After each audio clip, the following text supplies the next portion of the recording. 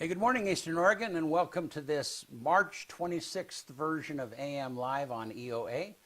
Your connection to Eastern Oregon. We're glad that you are here with us this morning. If you want to find our content, go to EOA.network. That takes you to a link tree where you can find the location of our Facebook, our YouTube channel, our Roku channel, our website, and also where all of these conversations end up in podcast version on Spotify and Apple and so on and so forth. Anyhow, be sure to look for that stuff. Here in just a little bit, we are going to have Oregon Senator Todd Nash will be with us here for a conference. First time he's been here. Looking forward to that. So, how are you, man? Good morning. First Friday. Yeah. You know, we're in the last week of March. I know, don't tell me, man. Tanya texted me the other day. She's like, can you put the date of Shrine on the calendar? And I'm like, well, if I knew it. Yeah. Because I didn't know it for sure. Yeah. But then I got to thinking about it. I texted Rudy, and he told me that it was the last weekend of July this year. Uh-huh. And so it's like July 20-something. Yeah. It's the same as every year. I Right. just couldn't remember. Right, yeah. And I was like, we only have 4 months until Shrine. Like 4 months from today, I think, or yesterday. Yeah. Holy smokes. Yeah. Yeah, she texted me that too, but And I didn't she know. probably when it didn't happen, she went around me and like. No, I told her to text you. I said, I don't did know. you? Yeah, ask Brent. He's been talking to them. like I was like, I have no idea. I haven't been in any of the meetings. So Yeah, she was looking, those big events like that, I don't even put them on the calendar because I don't think about it either. we all know because it's like, yeah, it's just the end of July. It's just a blackout happening. for us anyhow. Yep. I don't plan anything at the last couple weeks of July because I know I'm bombed out. Yeah. So how are things? Good. Yeah. I'm happy that the weather's been pretty good. Well, and we're going to look at it here in a minute. It's like it's supposed to be below freezing tonight, That's fine. which is bonkers to me. It's fine for me. Yeah. I don't mind that. I just don't, the moisture. I mean, I know we need it, but Yeah. it pauses a lot of things that I really like Yeah. golf and Yeah. baseball and softball, and you know what I mean. It makes it conditions. I heard a rumor yesterday that Angie, the athletic director at EOU, talked to the city about EOU softball playing down there for the rest of the year. So their softball field must be not good right now. Well, I mean, I did. Dr. Ryan was at a Rotary meeting like 2 weeks ago, and she talked about the field. And it sounds like they're going to start doing some foundational work at getting that field to drain, which is the problem. Yeah, Yeah. it's I saw her too last weekend at and I was just bitching to her about all of her coaches, and then I texted her later, and I was like, I'm sorry, like, you probably get that all the time. Like, I shouldn't bitch to you about it. Yeah. You know? Like, What did I she felt say? bad. Did she say, yeah, you're right? Yeah, well, basically. in less words. Yeah, she's a character. I mean, I really like Kelly. I mean, she'll give it right back to you, as you know, when she's on the show. Yeah. And I think she's on. Seems like it's in April she'll be on. So, well, anyhow, you want to do Let's do it. sports? Okay.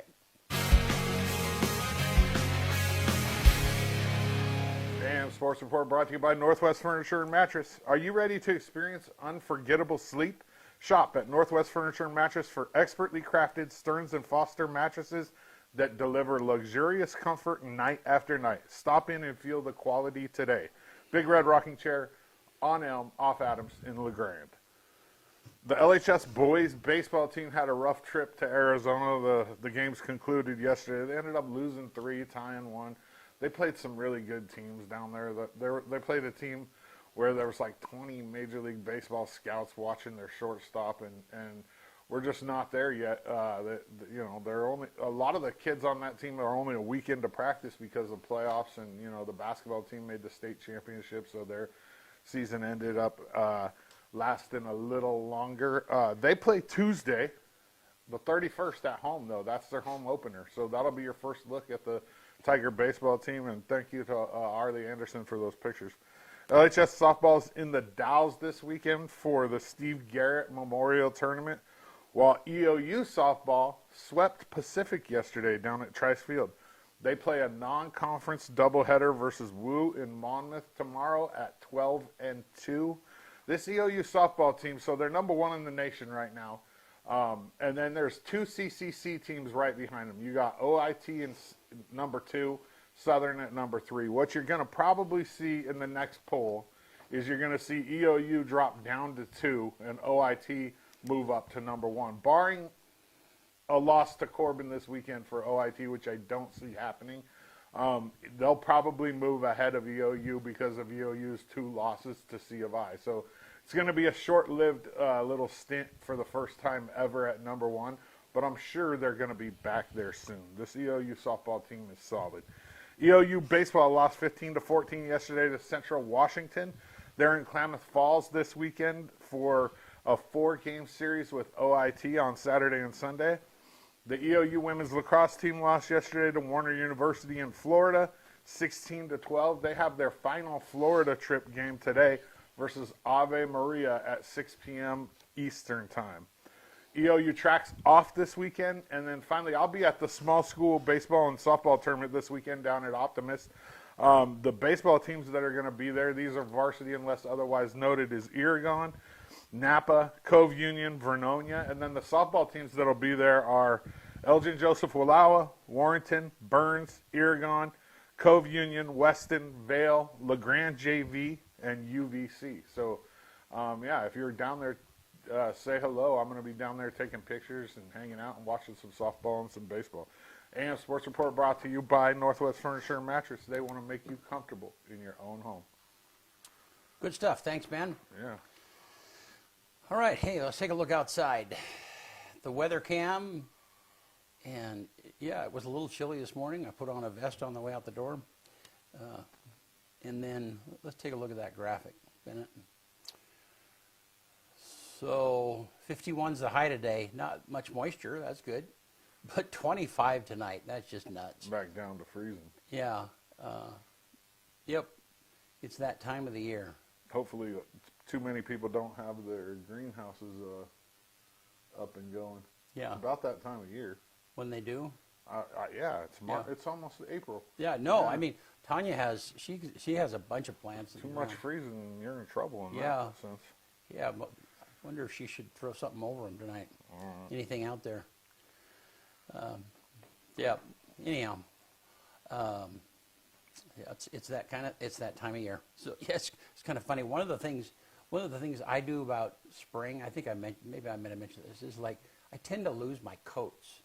So I'll put a coat on in the morning or something, a light jacket, and then I'll go somewhere and I'll just forget it. I mean, and yeah, because I can't even imagine that. You can't even BC. imagine that. No.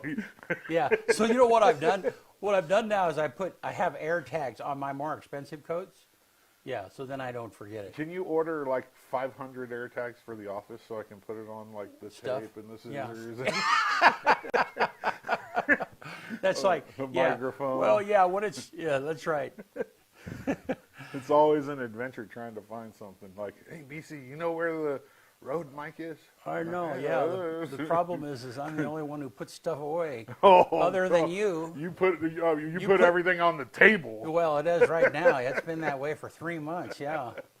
When you leave everything out, you can find it. It's true. In a hurry. As long as you put it where you know where it is. Yeah. No, yeah. Sorry, you're getting into the marital conversations that Tanya and I have. Yeah. I'm not going If you there. don't like the table, you should see my spare room. Oh, Yeah. I can just imagine. Yeah. Yeah. Well, anyhow, the grandkids are coming over tomorrow night, so I've got to clean it up. But anyhow, a little bit of drama there. We will take a break, and we will be back with Oregon Senator Todd Nash.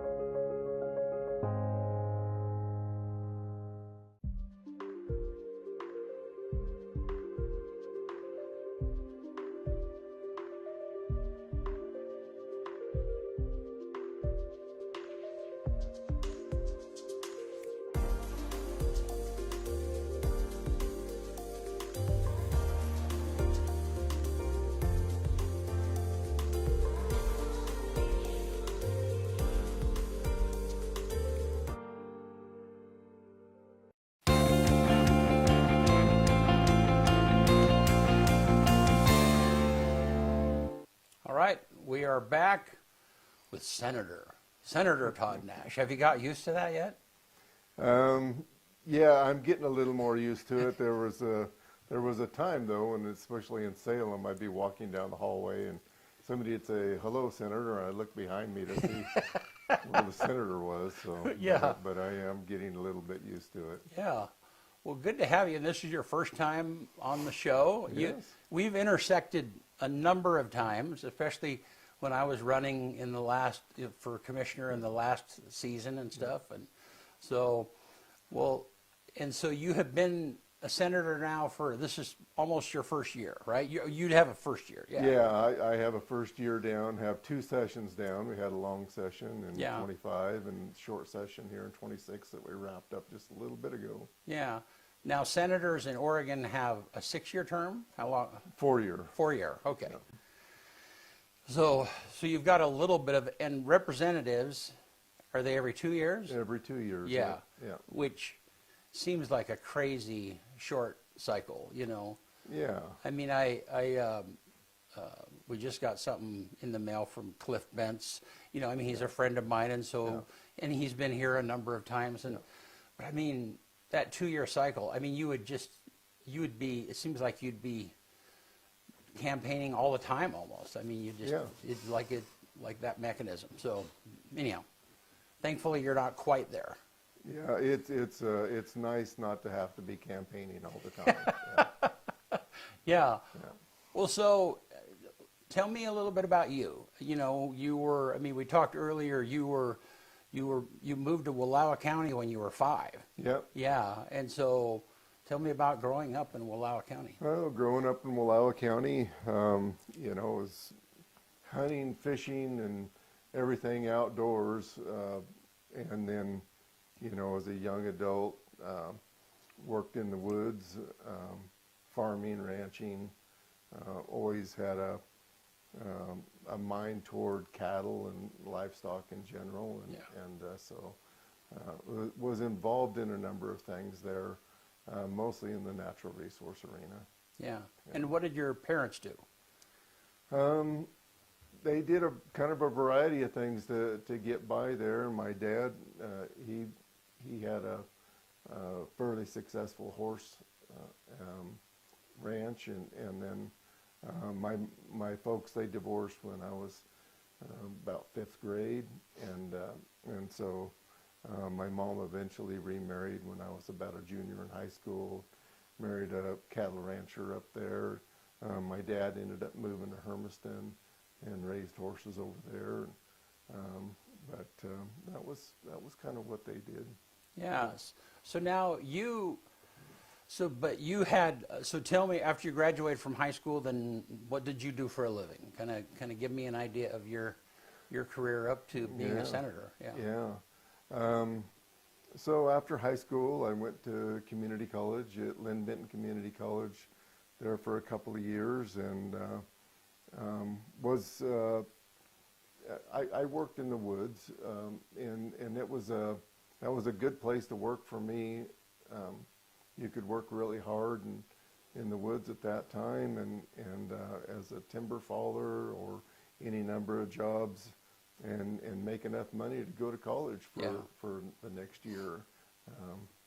And so did that for a time, and then moved to California for just a short while, and was going to establish residency down there in order to continue on with one of the colleges down there.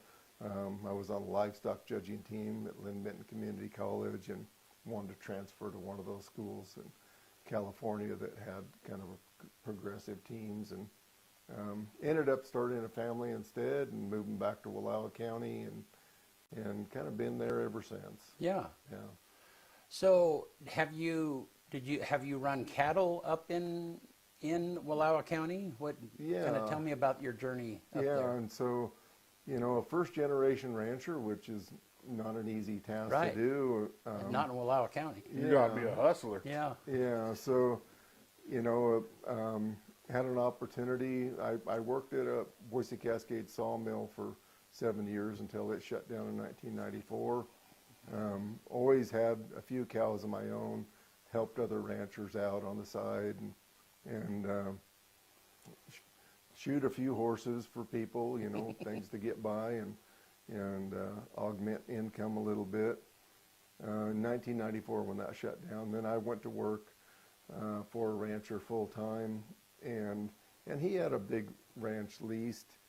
That kind of fell apart, and I was one of the ones there that had opportunity to eventually lease that ranch, and with sweat equity, kind of build into and get some ownership of my own in the ranch and the livestock, and now been out on my own since 2018. Wow. Yeah. So when did you become a commissioner? Tell me about your commissioner journey in Wallowa County. And so I got asked to run as a county commissioner back in 2016, and really considered that. It would have been something that I thought maybe I'd be interested in doing when I retired. Wasn't quite ready to retire then, but vetted that with my wife and community leaders, and I had quite a lot of support to do that, and so I threw my hat in the ring in 2016, and I ended up winning in the primary there with a three-way race, and with over 50% of the vote, and so I didn't have to run in the general. And so I took office there just after the first of the year in 2017, and I served there as county commissioner for 8 years in Wallowa County. Wow. So when you know, how was that? That was kind of your first political, I mean, Yeah. and, you know, how was that experience, dipping your toe into that? And I mean, you did it for 8 years, and you went on to run for senator, so there must have been something rewarding about that. Oh, it was highly rewarding. Huge challenge as well. I'd never served on any sort of public school board or anything, and so learning how to maneuver within public laws is a big challenge of itself. For the first 6 months, you know, just learning how you could operate within that public manner was a big challenge, and then going from the mindset of a business owner and an entrepreneur, trying to make as much money as you could, to serving the best that you could with the money that you had available, and not necessarily just trying to garner more money. That took a different mindset. And I know, you know, a lot of times people want business leaders to step into those positions because they understand budgeting. Budgeting just takes on a different dynamic when you step into that role. Yeah, that's an interesting perspective.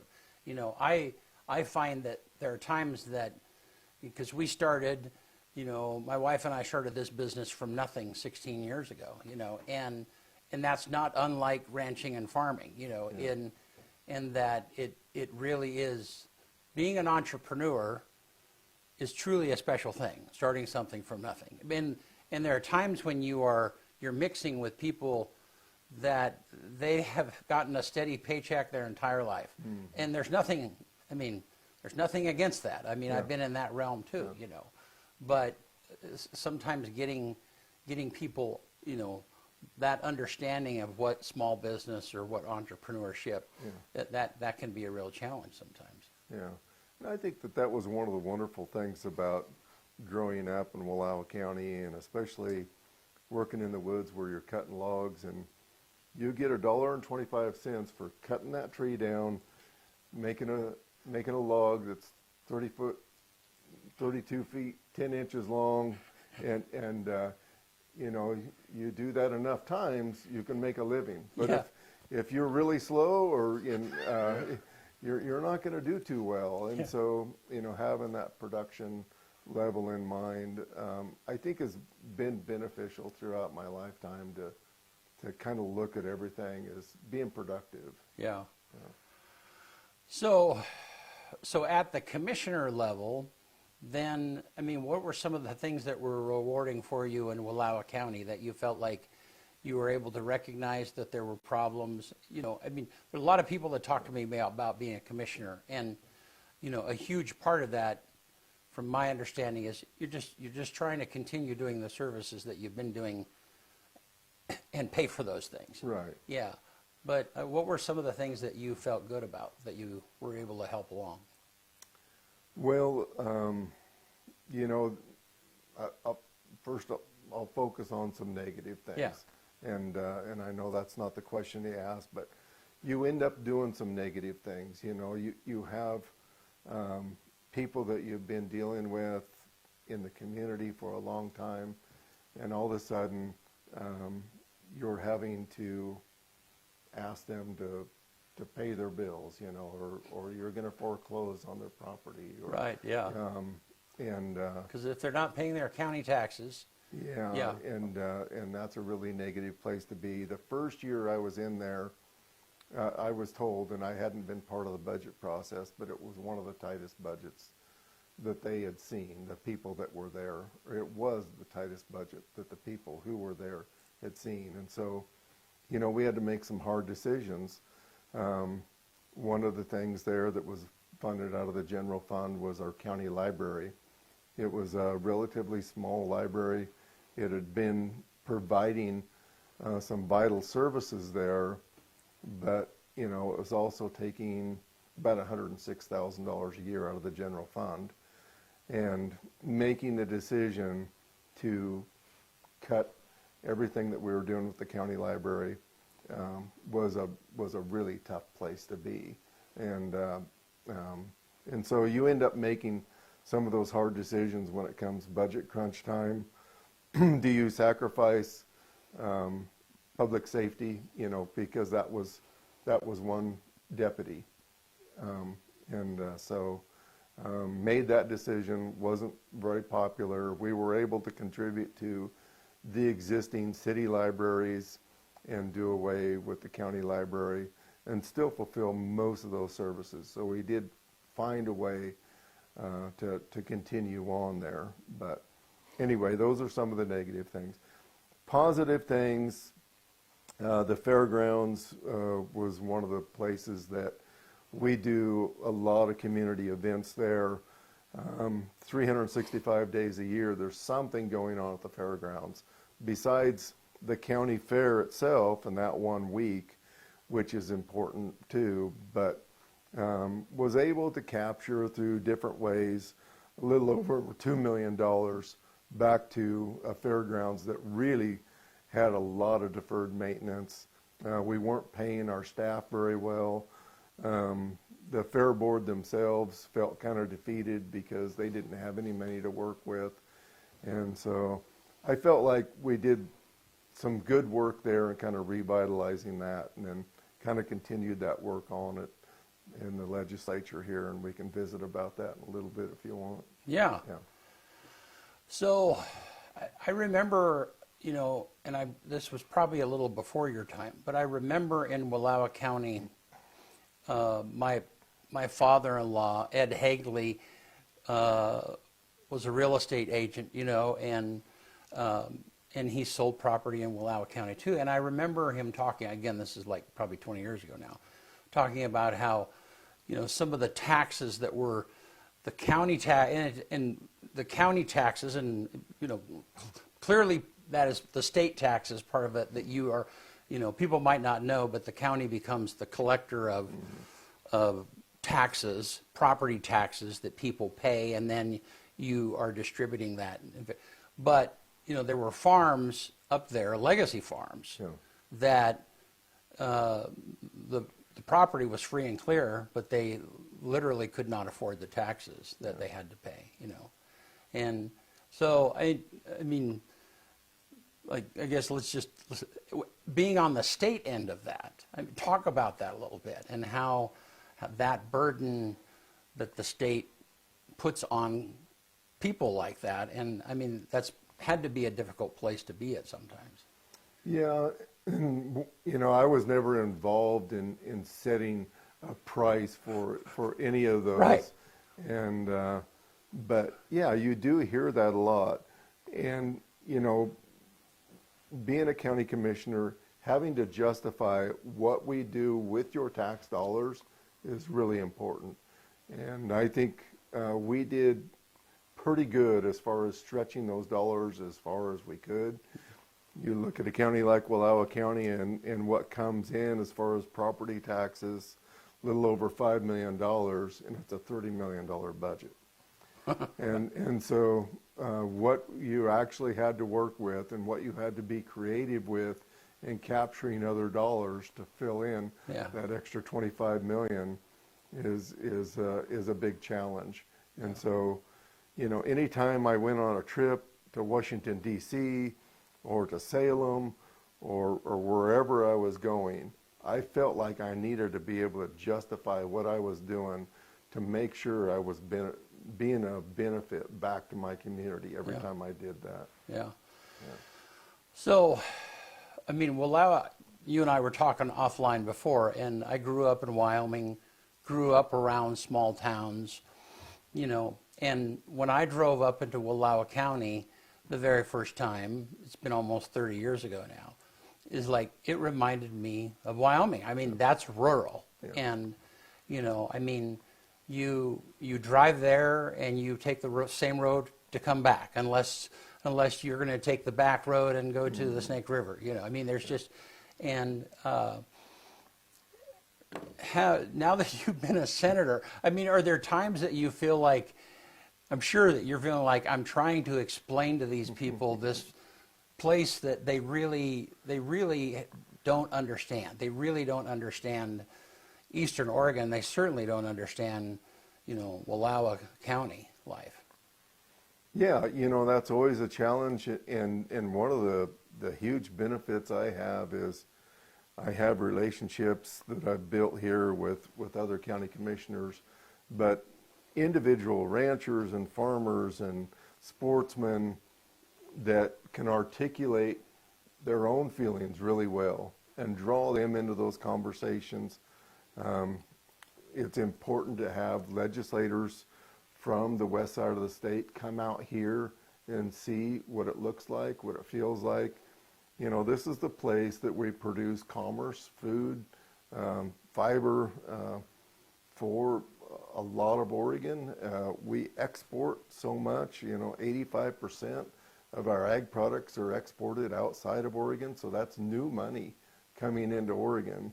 So it's a vital function of what makes Oregon a prosperous state, even though, at times the prosperity down to the farms doesn't look so good, but we're still generating money for a state here by doing that. And so you have to tell that story time and again. And the rural-urban divide that gets pointed out so much, and people talking about healing that, I'm convinced that it never gets healed. It needs to be constantly maintained. For sure. Yeah. Well, and a lot of times just them seeing, just them looking at the vastness, is like, oh, I can understand why, things are a little bit more complicated than what they understand. So you took Bill Hansel's place. He retired. So tell me the area that you're responsible for to represent. Yeah, and first, Senator Hansel's a stellar individual, and I'll never be able to take his place. It'll be different what I do from what he did, but such an honor to have him there and to mentor me a little bit. It's been hugely valuable. But to your question, yeah, it is a huge area, and I'll give an example before I describe my area.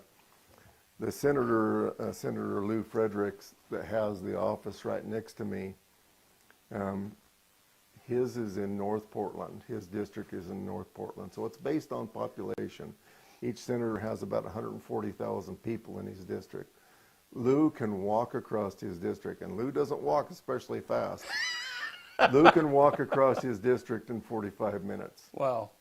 So mine goes all of Wallowa County, all of Union County, all of Umatilla County, all of Morrow County, all of Gillum County, Sherman County, Wheeler County, the biggest part of Wasco County, excluding the Dalles, the north part of Jefferson County, and a little piece of Clackamas and Marion County.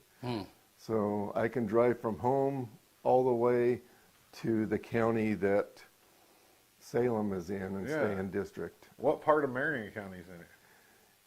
It's the Warm Springs Reservation. Oh, Yes. Okay. Yeah. Right on the boundary. Yep. I didn't know that Marion County was. That's crazy, Yeah. man. That's Yeah. all the way. It's kind of interesting when the ballots come out, you know, on the voters pamphlet. I have friends from Marion County that they see me in the voters pamphlet down there, and anyway, I've gotten calls from them saying, "Hey, what are you doing?" Well, yeah, that other senator can literally campaign walking around. You look at the area you have to campaign. Yeah. That's crazy. Yeah. So later this afternoon, we're headed to the Dalles, which is just on the edge of my district, but been invited down there, and I go all over the state, you know, when I'm invited, and if I can go, I do. That's kind of my policy. Yeah. So, and you, I would imagine you still live in Wallowa County. Yeah. Yeah. And so it's a haul. It can be a haul for you to get from, I mean, you are as far north as you possibly can be, almost. you know. Yeah, and so I do travel further to Salem than any other legislator. I'm 370 miles from my front door to the Capitol. Yeah. Wow. So, I mean, how has that been? How is that, I mean, just getting your head around that much need and area? I mean, how have you adapted to that? Well, I had a lot of great contacts around that area because of being a county commissioner and being involved in Eastern Oregon Counties Association, an association of Oregon counties that's statewide. So I had the contacts there. Getting around the district is a challenge. I'm deliberate about going places and trying to meet with people, but it is a huge challenge. I also have the most cities. I have the most counties of any senator, and I have the most cities. I have 40 cities of the 240 cities in the state of Oregon. Wow. That seems like just a huge part to represent. Yeah.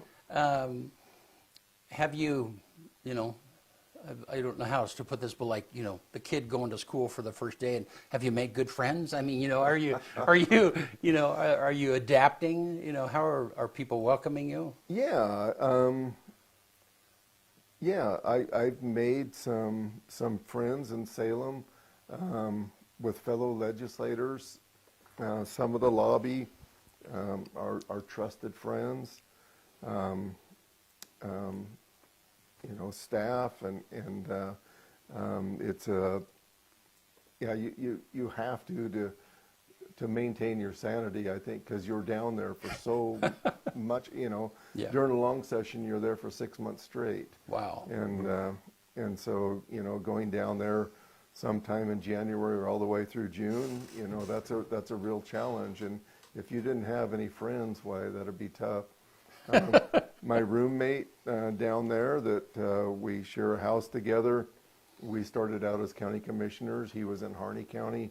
I was in Wallowa County, obviously, but 2017, we were both freshman commissioners.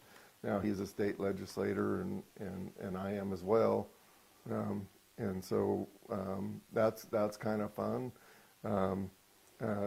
Democrats and Republicans alike, I have friends there across the board, and some people don't hardly understand that, but you know, what they see in the news isn't always what it's like in the building, where we agree on about 85% of the policies, but there's some of them we're just not going to get together on.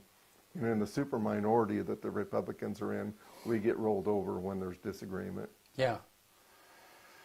So, how have you adapted? I mean, as I got into this arena, county commissioners get paid a lot more than representatives or senators at the state level. I mean, I don't know, maybe half. I mean, Almost double. yeah. And so, I mean, has that been an adjustment? I mean, how do you manage that? I mean, what I mean, because it seems like being a senator potentially is even more of a full-time job than a commissioner. And anyhow, that seems like a big ask. Yeah, and I appreciate you pointing that out. It's a little subjective as far as county commissioners around the state. In Wallowa County, it's public record, a little over $50,000 a year. I think here in Union County, I think you're north of $80,000 a year. You go over to Umatilla County, and they're over $100,000 a year. And so, and there's some that are making, $20,000, and so, that's really subjective as far as individual counties and how much they pay their county commissioners. But it was a pay cut for me, and I tell people this was the first time in my life that I was able to afford to do this job. I do think that it should be a living wage so that people can make that decision to do that, and then you can elect the best person you see fit to do the job, rather than can they afford to do the job. Right, yeah. That doesn't seem like a responsible thing for Oregon to do.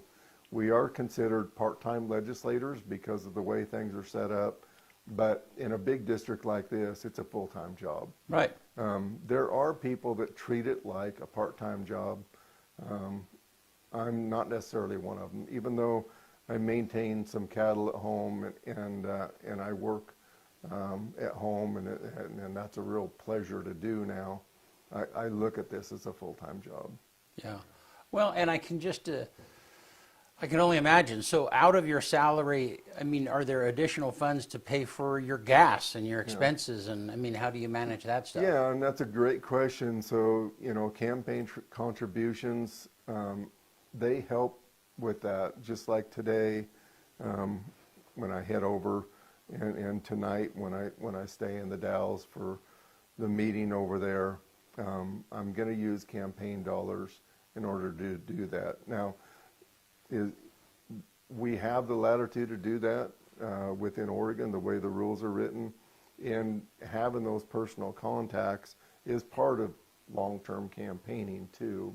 But that does really help with that situation. Yeah. For sure. But the whole thing, I mean, we could do a deep dive there, but but I can't augment right what I do for income right. with those dollars either. Right, yeah. right. But still, it's just it's a little, it's especially having a big district like this. Yeah. I mean, the salary should cover what it is that you need to do, and it should cover your expenses. Yeah. Well, when they're in session, the senators get like $200 a day or close. Yeah, we get session, just in per diem. Yeah. Per diem is substantial. It's about $178 a day. Yeah, I knew it was close. And then I do get mileage if we have if we have 3 floor sessions or less. I also get paid to come home on the weekend. Oh, I get per mile, 71 cents a mile. So that's really helpful to get that. As a session goes on, though, you end up with 4 or 5 floor sessions a day. And so if you choose to come home, then that's on you. So, yeah. Interesting. So let's talk about what you've done. I mean, since you got there, what were kind of your goals? You're only a year in. Yeah. What were some of the things that you've hoped to do, and some of the things that you've been able to accomplish? Yeah, well, one of the things, I've been involved with the wolf situation for a long time, and we've sought to change wolf compensation for several years, and that was a big challenge in order to do that. in Senate Bill 777 last year. We were able to pass that. Feel really good about that. So now, yeah. talk about that for just a minute, because that's an interesting bill, and some people might not understand. You're not just covering the compensation for the actual animal, but some of the stress. I mean, talk about that a little bit. Yeah, and so the compensation program that we had before, going back to 2013, it would pay you for one animal when it got killed or injured on a one-to-one basis. But in order to get that, I mean, to go through the investigation, to have it confirmed, you ended up with quite a lot of time into that. And like you said, there's a lot of other things on the periphery that happen there. A lot of times there's another animal there that didn't get confirmed at the same time. Or you had weight loss, conception rates, all of the things that ended up costing you a lot of money. Senate Bill 777, what we looked at there was having a multiplier effect. And so if you lose one animal, you can get paid up to 5 times the value of that animal to try to, one, bring people into saying it's worthwhile to have the investigation, to go through the process, participate in what is the Oregon Conservation and Wolf Management Plan, and then additionally try to cover some of those costs, because when a wolf comes in, like you said, there is a lot of other things that take place. It isn't just the impact on that one dead animal. Right. Yeah. So that was able to be passed. Yeah. Yes. Yeah. And I think that, I mean, the other side of that is that if you're just looking at the tally sheet and, like, you know, this is what it has cost for us to support wolves and so on and so forth, and this is the amount that we have paid out because they killed animals and so on and so forth, then there's not very much of a disincentive to continue pushing wolves in a way that impacts herds. Was that part of the goal, was, you know, showing some of that in the way of numbers too? Yeah, yes. And we did end up having more people participate this year. What we estimated was going to be about $4.3 million per the biennium to get through. What we found this first year was we had county requests of $2.6 million. So it was actually going to be about 5.2 to get through the biennium, which, I mean, that's real money. That's what it's costing producers. It's what it's costing Oregon. The real cost of wolves in Oregon is even higher than that. When you look at the loss of game populations, what ODF&W has to put into it, right, what Wildlife Services has to put into it, some of the nonprofits, some of the federal grants, the bill is just staggering. What wolves are costing. Yeah, that Oregon. doesn't take into account the time that they have to spend when there's a depredation. Right. The state police have to Yeah. go, county sheriff, Yeah. like there's all these people Yeah. that have to Yeah. go out and do all this work, and it doesn't even touch Yeah. that. Yeah, it's a huge staggering number. What wolves have cost Oregon. Yeah. All right, cool, thanks. So now go on. So talk about some of the other things that you've been able to help with. Yeah, and I do want to touch on Yeah. that one just a little Yeah, bit more, please. because it sounds like it would be an easy bill to get through. What we found was every time that we went to either change compensation or enhance it in any way, the environmental community lined up in opposition. And so when we passed out that particular bill, all the conservation groups were opposed to it. And there was an Oregon League of Conservation Voters, and they pull a lot of weight in the Capitol. And when that passed off of the Senate floor with only one dissenting vote, one of my Republican colleagues was walking next to me. He said, "Congratulations on getting that passed." And he said, "I have never seen that before." And so about a day later, I said, well, what do you mean you've never seen that before? He said, I've never seen the Oregon League of Conservation Voters line up in opposition to a bill and have it vote out of the floor almost unanimously. But usually it just kills the bill. And so this goes back to legislators coming over here, seeing what we're up against, and then having some of those ranchers come over and testify in Salem, and seeing those real faces, real people, real situations, and the real heartache that they had to deal with. And it was so compelling that we got that accomplished. So it wasn't just my victory, it was all those people that spent time to do that. So help me understand why conservationists would be against that. That's a great question. I mean, I don't, Yeah. I mean, if, I don't understand, why would they be against, yeah. So for me, it does not make sense. I mean, this lends into the social tolerance of having wolves on the landscape. You pay those people that are being impacted the most and suffering the financial and emotional hardships.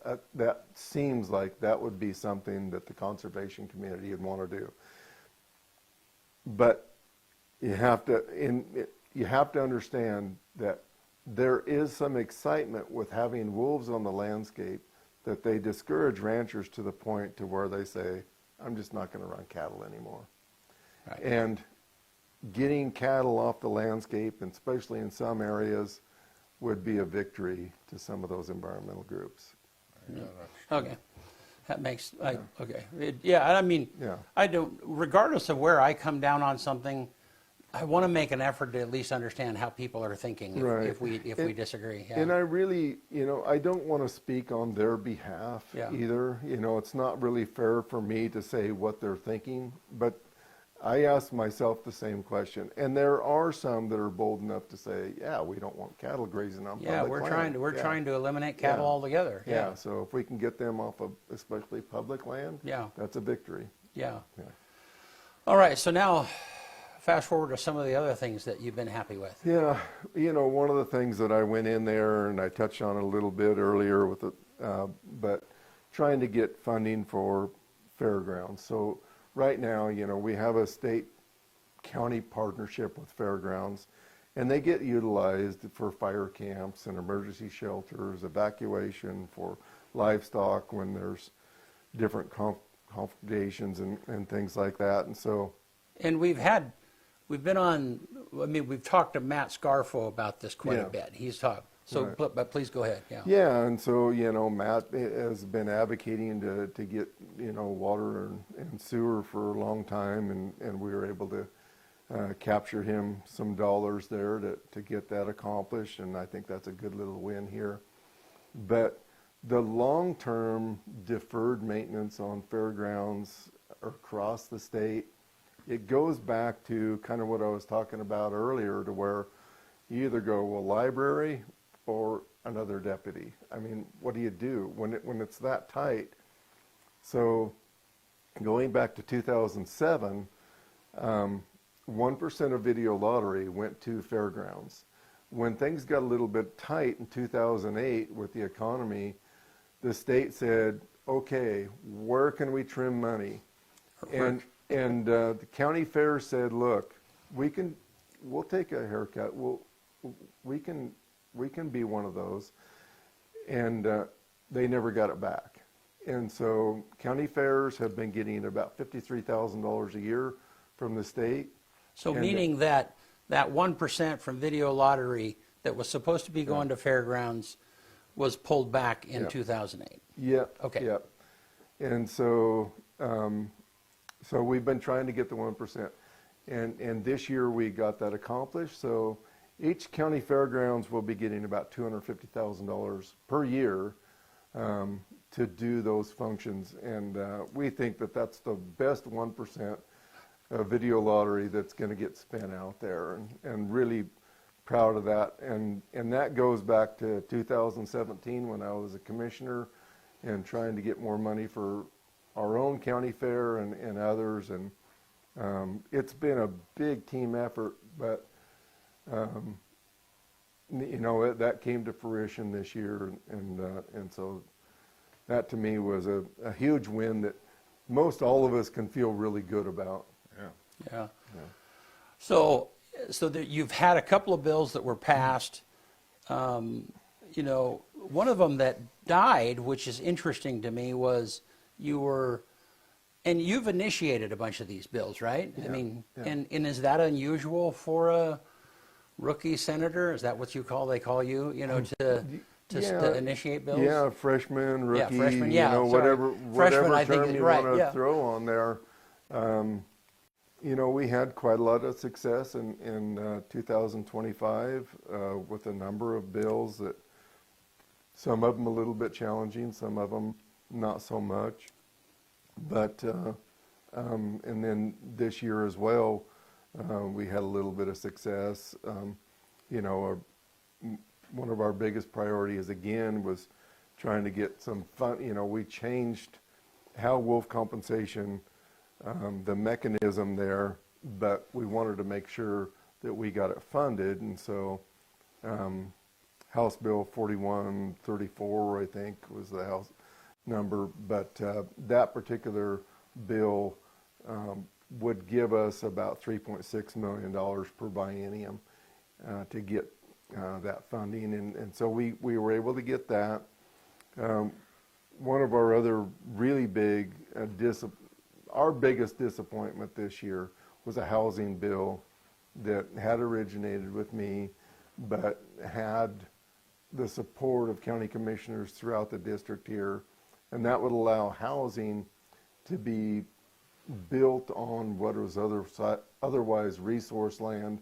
So exclusive farm use. We know in Eastern Oregon we have a lot of property and exclusive farm use that is just otherwise rock piles.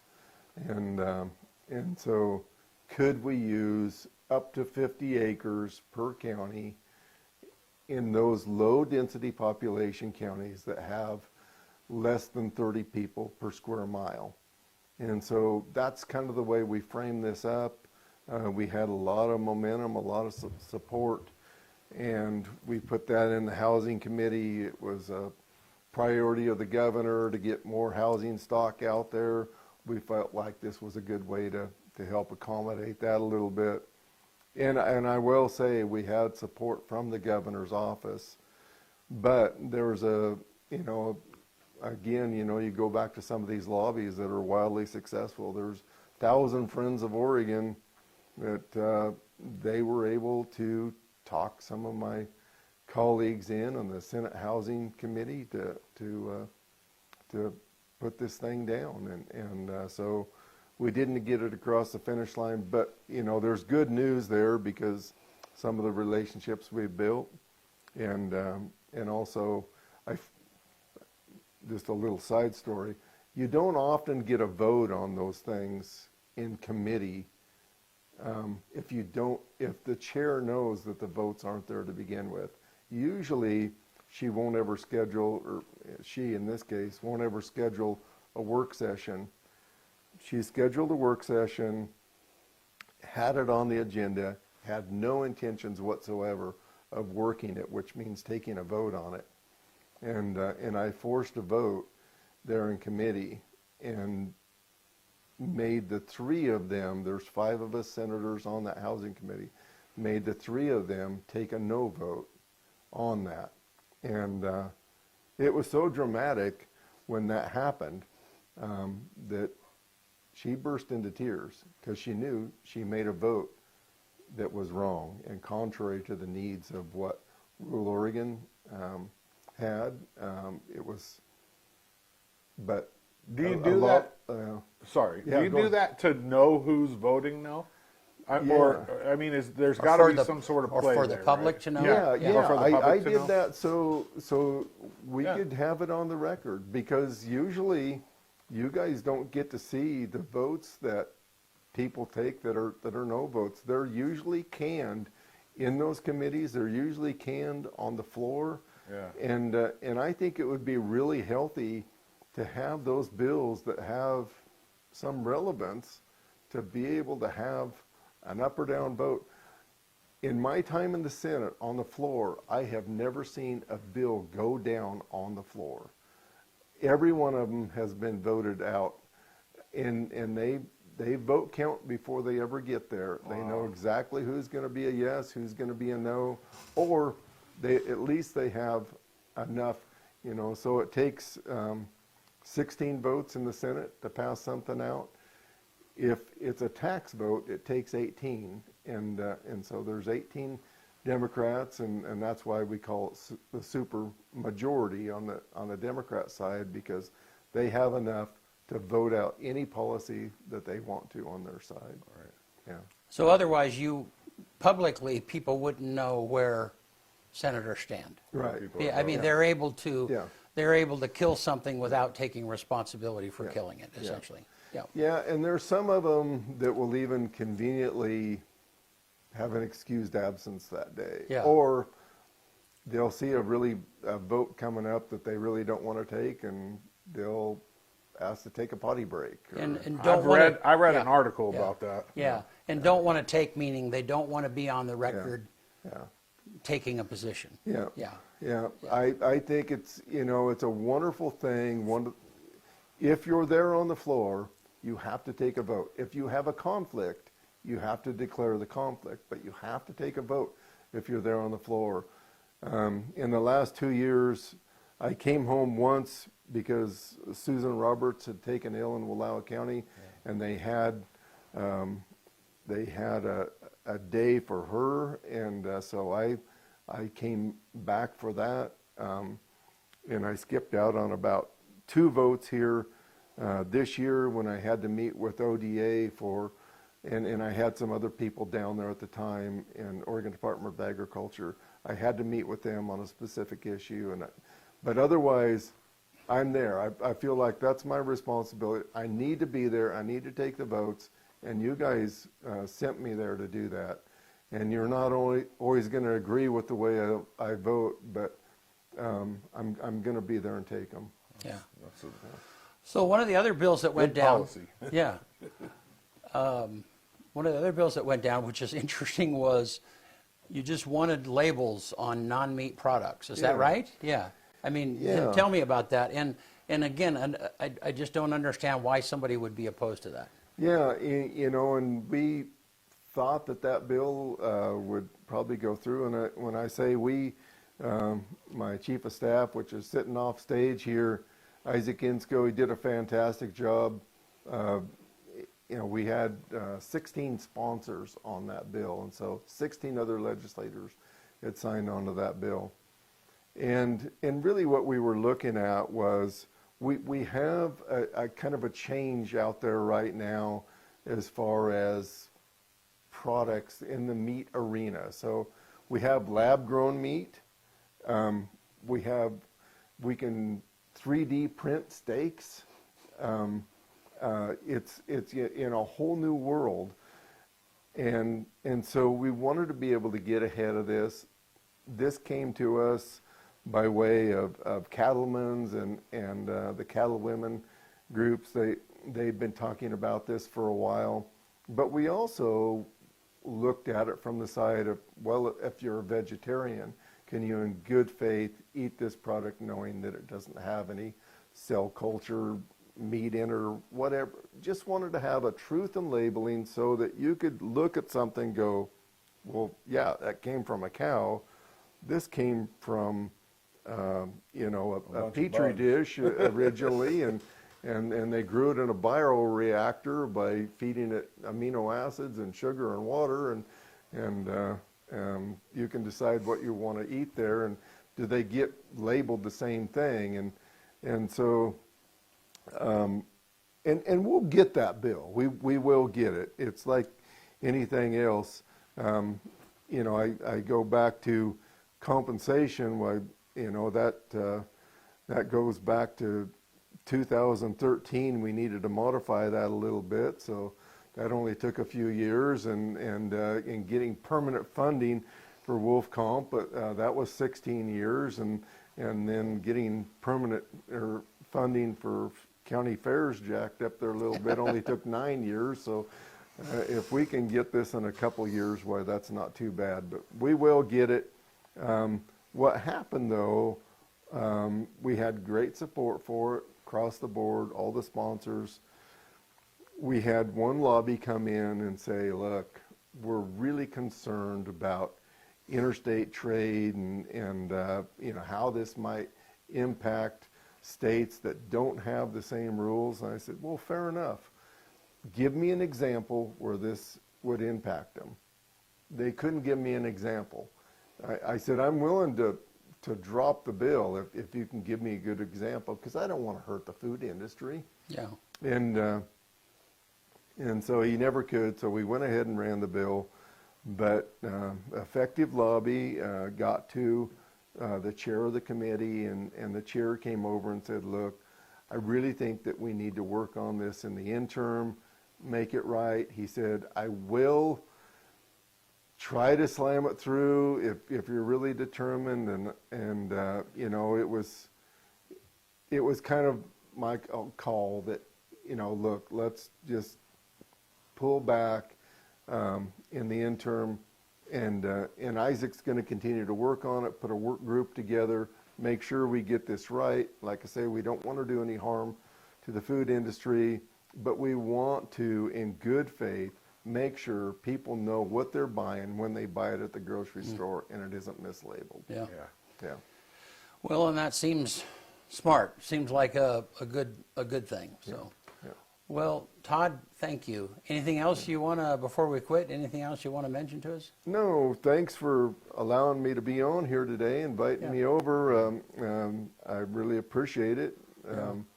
It's a real honor to serve here, and if people want to get a hold of us, why, Isaac's right here in LeGrand, and we're really glad to have him here in district and available. And if there's things that you need help with, why, please feel free to get hold of us. All right. We want to serve you.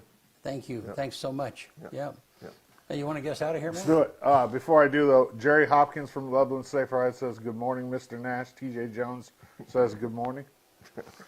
Good to hear from Jerry. On this day, March 26, 1830, the Book of Mormon is published in Palmyra, New York. 1885, Easton Film Company manufactures the first commercial motion picture film. 1945, on this day, Allies led by U.S. Marine Corps secure the island of Iwo Jima from Imperial Japanese Army. 2019, on this day, and this one's crazy. I didn't even know there was a such thing as an art detective, but the stolen Pablo Picasso painting Bust de Femme was recovered after 20 years by a Dutch art detective. There's art detectives? I suppose I didn't so. know that. I don't know. That's The number one song in America on this day in 2006, So Sick by Neo. And the quote of the day comes from Unknown. Be like a flower, survive the rain, but use it to grow. One more time. Be like a flower, survive the rain, but use it to grow. good stuff. Yep.